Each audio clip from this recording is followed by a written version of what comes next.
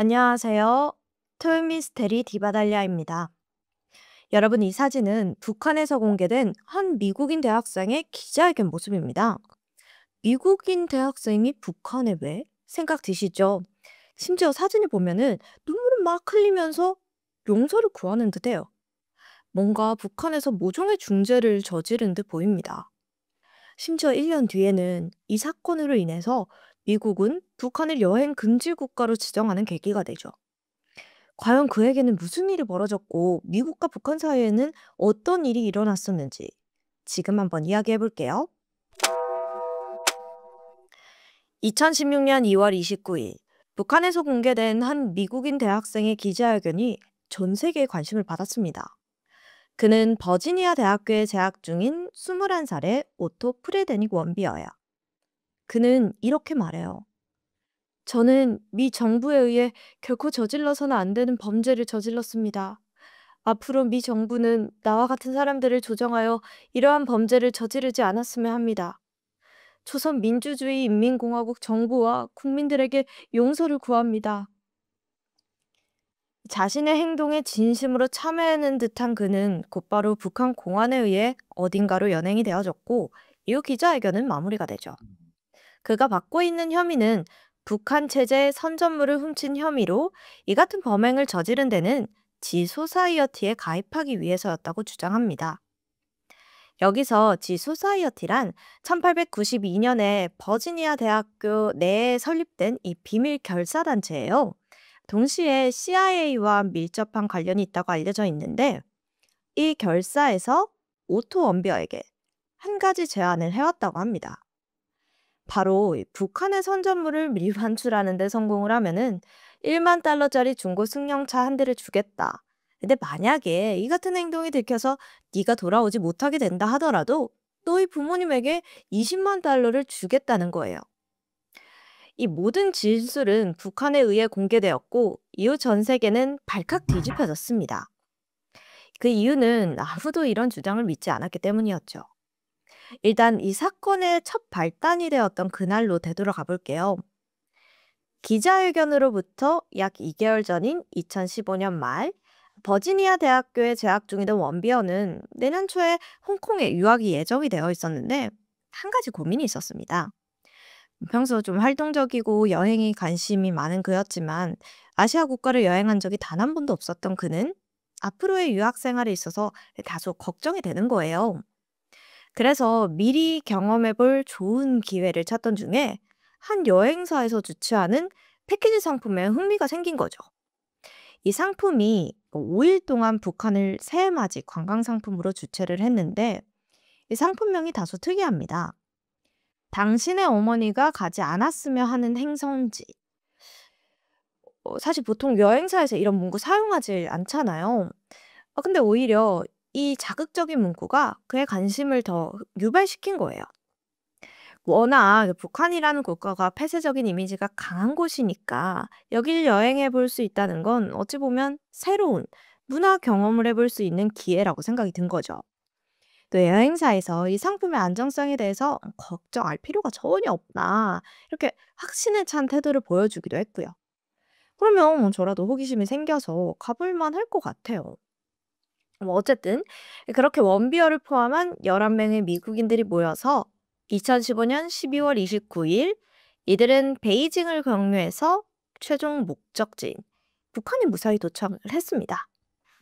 우선 일행은 평양에 위치한 북한 내 최대 규모의 호텔인 양각도 국제호텔에 짐을 풀었고 김일성 광장으로 가서 간단한 관광을 즐기며 술을 마시게 됐는데요. 새로운 것에서 새해 맞이를 하면서 한껏 분위기에 취해 있던 오토 원비어는 일행들과 재밌게 놀고 새벽 2시쯤 호텔로 돌아오게 됩니다. 자, 그런데 이 호텔에는 비밀이 있어요. 5층은 관광객들이 갈 수 없는 곳입니다. 감시 시설도 있고 복도에는 반일, 반미 포스터가 붙어 있고 좀 으스스한 분위기거든요. 근데 5층이 또 외국인들 사이에서는 여기가 또 히든 코스래요. 각종 영담도 있고 뭐 이런 포스터가 붙어 있는 게 신기하긴 하잖아요. 그리고 이때 사건이 발생합니다. 아마 객실로 창하던 오토원비어가 5층으로 몰래 간 것 같아요. 그리곤 복도 벽면에 붙어 있던 포스터에 관심이 생겼고, 오, 신기하다 이러면서 이걸 챙겨서 객실로 갔죠. 여기서 문제가 됩니다. 5층에 간 것도 문제지만 북한에서는 북한 지도자의 이름이나 이미지가 새겨진 물품을 훼손하거나 절도하는 행위를 심각한 범죄로 간주해요. 근데 이 포스터가 북한 체제의 선전물로 김정일 애국심을 강하게 무장하자라는 문구가 적혀 있었다고 합니다. 시간은 흘러 2016년 1월 2일 모두가 미국으로 돌아가는 날이었어요. 이들은 짐을 간단하게 챙긴 후 공항으로 향했는데요. 북한에서 여행이 꽤나 만족스러워하던 이들은 서로 이야기를 하면서 출국 준비를 하고 있는데 오타원벼가 출국 심사대에 자신의 여권을 딱 보여주자마자 공항 경비원이 다가오더니 어디론가 데리고 가버렸죠. 당시 이 모습을 지켜보던 일행들은 별일이 아니겠거니 이렇게 생각을 했는데 왜냐하면 오토원비어가 별다른 조항도 하지 않았을 뿐더러 일행을 향해 반쯤 미소를 지어 보였기 때문이에요. 하지만 이 모습을 끝으로 더 이상은 그를 볼 수가 없었습니다. 그리고 3주 정도가 지난 1월 22일 북한에서 충격적인 기사 하나가 보도가 되는데요. 이 제목이 반공화국 적대 행위를 감행한 미국인 적발 체포. 여기서 말하는 미국인이 오토 언베어로 그는 북한에 반하는 적대 행위를 한 혐의로 수감이 되어졌다는 거예요. 이 적대 행위가 무엇이냐 하면 아까 말씀드렸듯이 포스터를 가져왔잖아요. 그게 적대 행위를 한 혐의인 거예요. 겨우 이런 걸로 체포가 된다고 이거 맞아? 하실 수 있는데 이후 북한에서 밝힌 공식 입장이 있습니다. 조사 결과 미국 버지니아 대학교 학생 오토 프레데닉 원비어는 미 정부의 조정 아래 조선의 1심 단결의 기초를 허물어버릴 목적으로 여행에 참여했다. 그리고 반공화국 적대 행위를 감행하려다가 적발되어 현재 조사를 받고 있는 중이다. 그니까 이 오토 원비어가 단순 관광 목적이 아니라 사실 북한 체제를 무너뜨릴 목적을 가지고 여행에 참여를 했다는 거예요. 근데 포스터 달랑 한 장 훔친 행위가 이 북한의 체제를 무너뜨리는 것과는 무슨 상관이 있는 걸까요? 이 기사가 보도되고 미국을 비롯한 전 세계에서는 비난의 화살이 이어졌습니다. 미 정부는 아이고, 말도 안 되는 구실로 무고한 시민들을 붙잡고 있다며 그를 즉각 풀어줄 것을 요구했는데요. 하지만 북한은 이래 구하지 않고 침묵을 유지하다가 한 달이 지난 2월 29일 이야기의 초반부에 있었던 오토 원비어의 기자회견을 주최하며 그가 체제 선전물을 훔친 이유에 대해서 미 정부와 지소사이어티의 압박에 인한 거라고 주장을 한 거죠. 근데 이 기자회견에서 우리가 주목해야 할 만한 몇 가지 이상한 점들이 있어요. 우선 기자회견이라고 하면 기자들과 질문을 주고받는 게 일반적인 형식이잖아요. 오토 언비어의 기자회견은 그렇지가 않은 거죠. 그가 미리 준비해온 진술서를 읽는 형식이었습니다. 진술서에는 자신의 범행 동기에 대한 내용이 주였고 이에 대한 기자들의 질문은 일체 받질 않았어요. 그리고 오토 언비어가 체제 선전물을 훔친 대가로 지소사이어티에 받기로 한 물품들에 주목을 해볼 필요가 있습니다. 그는 유대교를 믿는 신자로 그의 부모님 또한 신실한 유대교인들이었는데요. 이 심지어 미국 내에 굉장히 영향력 있는 부유한 집안의 유대교 가문으로 그는 유년 시절부터 부족함 없이 자라왔습니다. 그럼 그가 1,000만 원, 그것도 중고 승용차에 눈이 팔려서 이런 일을 저질렀다? 이건 말이 안 되는 거죠. 이에 그의 부모님은 아들의 진술은 북한에 의해 조작된 거짓 진술이라면서 아들의 무고함을 주장했습니다. 또 오토 원비어의 진술에서 당황스러운 건 또 있었어요. 그에게 모종의 대가로 명령을 내렸다는 지소사이어티는 애초에 CIA와 아무런 관련이 없는 결사예요. 북한은 지소사이어티가 CIA와 밀접한 관련이 있고 오토 원비어를 이용해서 북한 체제에 위협을 주었다고 주장을 했는데 이에 지소사이어티는 우리 결사는 CIA와 오토 원비어와는 아무런 관련이 없다. 이렇게 공식 입장을 발표했죠. 오토 원비어의 진술에 대한 사실 여부가 조금씩 드러남에 따라 북한을 향한 미 정부의 압박은 더 강해졌습니다. 그렇게 양국 간의 갈등이 심화되고 있던 중에 3월 16일 북한 재판소가 오토 원비어에게 15년의 노동교화형을 선고했다는 거예요. 이 노동교화형이란 북한의 교화소에서 일정 기간 일을 해야 하는 형벌인데 이게 우리나라로 치면은 뭐 징역형과 좀 비슷한 거예요. 근데 15년의 노동교화형은 유기 노동교화형 중에서도 가장 중한 형벌입니다. 15년 동안이나 북한에 붙잡혀 있어야 된다는 거예요. 미국은 크게 반발했죠. 그러자 북한은 원래 검찰의 구형은 무기 노동교화형이었는데 이거 형량 크게 줄여준 거라고 반박합니다. 이건 무기징역과 같은 거예요. 오토 원비어에게 적용된 혐의는 국가전복 음모죄로 그가 자신을 CIA 간첩이라고 자백을 했잖아요. 그래서 더 이상의 합의는 없다고 못을 막았습니다. 이러한 재판 결과에 전 세계가 들썩였죠. 그러자 3월 18일 북한에서는 오토 원비어의 범행 영상을 공개합니다.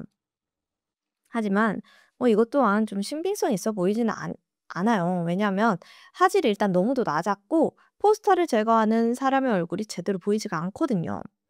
설사 이 사람이 오토 원비어가 맞다 하더라도 이게 사건 당일의 영상인지는 아무도 모르는 일이기도 하고요. 사건 초기부터 미국은 이 범행을 증명할 만한 영상 자료를 계속해서 요구를 했었는데 북한은 한 달간 계속 침묵하다가 이제 와서 영상을 공개한 거예요. 떳떳했다면 미리 영상부터 공개하지 않았을까요? 북한 입장에서도 이거는 좀 유리한 일이 아닙니다. 그런데 이 사건의 큰 파장을 불러왔던 건 이제부터예요. 사건으로부터 1년이 지난 2017년 미 정부로부터 한 통의 소식이 들어갔습니다. 그건 바로 오토 원비어가 북한의 고문을 당해 의식불명 상태에 놓였다는 거죠. 즉시 미 정부는 북한으로 여러 차례 공문을 보내면서 그의 건강 상태에 대한 진실 규명을 요구했지만 몇 개월이 지나도록 북한 측으로부터는 아무런 대답이 없었어요. 이 같은 내용은 세계 각지에 퍼져나가게 됐는데요. 그리고 여러 압박을 견디다 못한 북한은 6월 6일 이 오토 원비어가 혼수 상태에 빠졌다는 공식 입장을 발표했습니다. 공식 입장을 들어볼게요.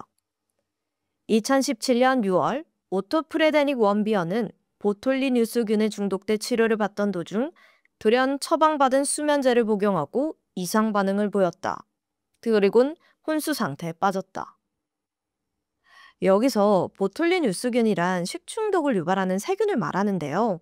정리를 하면은 그가 식중독에 걸렸는데 수면제를 복용하고는 갑작스럽게 혼수 상태가 되었다. 이겁니다. 덧붙여서 북한은 그에게 고문과 같은 과학적인 행위는 없었다는데요. 아니, 그럼 얘네 말대로라면 식중독에 걸렸는데 왜 수면제를 처방한 거예요? 그것부터가 이상하잖아요. 그래서 당시 미국 대통령이었던 도널드 트럼프는 오토 원비어를 석방해 줄 것을 강경히 요구를 했죠. 그러자 북한은 오토 원비어의 석방 조건으로 하나로 약 26억 원을 요구하는 것도 모자라서 미국 전직 대통령 특사 파견을 요구한 거죠.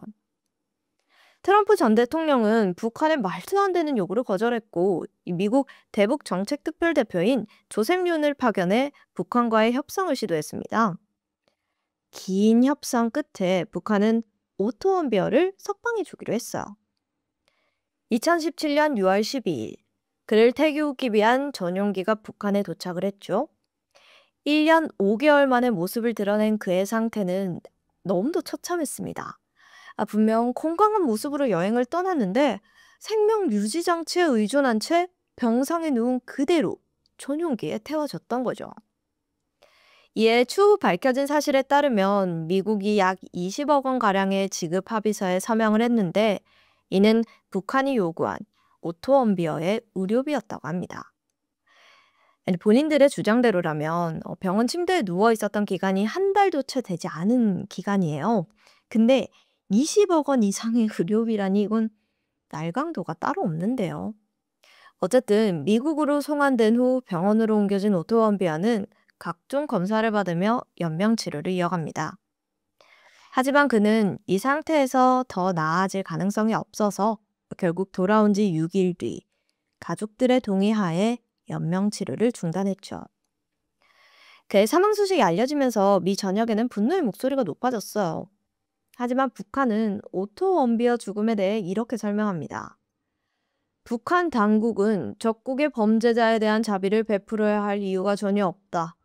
우리는 건강이 악화된 것을 감안해서 인도주의적인 처우를 대접해줬고 정성을 다해 치료와 보살핌을 베풀었다. 제3자인 우리가 들어도 이렇게나 화가 나는데 유족들은 어땠을까요? 오토 원비어의 부모님인 프레드 원비어와 신시아는 이번 일은 결코 넘어가서는 안 되는 중대한 정치적인 문제라고 지적했습니다. 그리고 아들의 억울한 죽음을 밝혀내기 위한 사투를 벌였죠. 유족들의 뜻에 따라 해부 부검을 받는 대신 외부 검시만 받게 된 오토 원비어는 원비어의 뇌 조직에 광범위한 손상이 확인된다고 밝혔습니다. 이건 심폐기능이 정지돼서 뇌로 혈액이 충분하게 공급되지 못했을 때 일어나는 조직 손상이었는데요. 덧붙여서 뇌 손상의 이유는 정확히 알 수는 없지만 북한에서 받은 MRI 사진으로 봤을 때 지난해 4월쯤 뇌 손상을 입은 것으로 추정이 된대요. 자, 그럼 이 기록으로만 따지자면 오토 원비어는 재판을 받고 얼마 지나지 않은 2016년 4월부터 미국의 소식이 알려졌던 2017년 6월까지 식물인가 상태로 있었다는 겁니다. 여기서 더 중요한 게 있는데 보틀리누스균 독소증에 걸렸다는 그 말에 대해서는 그 어떠한 증거도 발견하지 못했다고 하죠. 근데 그렇다고 해서 신체의 고문이나 학대로 인한 상처도 발견되지가 않았어요. 오토 원비어에게 과거 별다른 병력이 없었다는 점을 바탕으로 뇌 손상이 생긴 데는 분명 이유가 있을 거라고 확신을 했습니다. 여러 이유를 조사하던 중 가장 가능성 높은 가설 하나가 대두되었죠. 여러분은 뭐라고 생각드시나요? 바로 물고문이에요. 물고문을 받게 되면 호흡에 문제가 생기면서 뇌에 혈액 공급이 원활치 않게 됩니다. 그러면서도 별다른 폭행은 필요하지 않기 때문에 몸에 상처를 남길 일은 없었죠. 그리고 그에게 가학행위가 있었음을 증명하는 단서는 또 있습니다. 그의 아랫입 일부가 어떠한 충격으로 인해서 이렇게 뒤로 구부러져 있는 상태였던 거예요. 이전에 남아있던 오토 원비어의 치과 치료 기록에서는 이 같은 특징이 발견되지가 않았는데요. 어떠한 강력 충격, 그 충격을 감내하다가 생긴 치아의 뒤틀림. 이에 의사들은 100% 확신할 순 없지만 전기 고문과 같은 또 다른 가학행위가 있었을 건 분명하다고 주장했습니다. 그리고 이를 증명해주듯 2019년 같은 시기에 북한에 억류되어 있었던 한국계 미국인 김동철 씨가 조사실에서 나오는 미국인 남자 한 명을 봤는데 그의 얼굴이 물에 흠뻑 젖어 있는 상태였습니다. 기절한 건지 공안에 의해 끌려가고 있었고요. 라고 목격담을 진술했습니다. 2018년 12월 워싱턴 연방지방병원은 의료진과 검시관들의 모든 소견을 바탕으로 오토 원비어에 대한 북한의 고문 행위를 인정했습니다. 그리고 이에 대해 북한은 유족들에게 6,900억 원이라는 배상금을 지불하라는 명령을 내렸죠. 판결문은 북한에 송달이 됐는데 과연 북한이 순순히 응했을까요? 역시나 판결을 무시한 채 침묵을 유지하다가 4일 만에 공식 입장을 발표했습니다. 오토 프레데닉 원비어를 비롯한 억류자들은 국내법과 국제 기준에 따라 적절히 대우하고 있다. 그리고 오토 프레데닉 원비어에 대한 치료는 꾸준히 이어갔기 때문에 이 사건의 최대 피해자는 우리다. 정말 황당하기 그지없는 말이죠.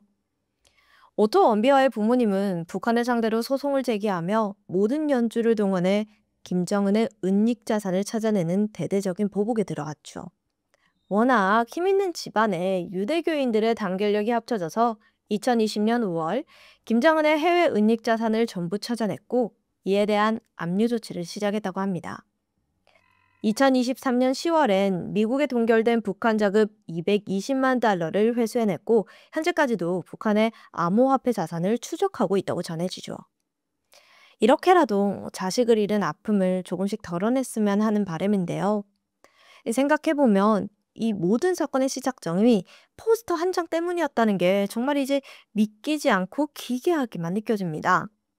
그 한 장으로 인해 누군가의 남은 시간이 영영토록 사라져 버렸다는 점이 너무나도 화가 나고 애통한데요. 심지어 그 진위 여부마저 확실치 않기에 많은 사람들이 더욱 분노하는 이유기도 하죠. 오토 원비어가 의식을 회복하지 못하고 사망했기 때문에 그가 북한에서 어떤 일을 겪었는지, 기자회견에서 이루어진 자백이 강요였는지 아닌지는 알 수가 없습니다.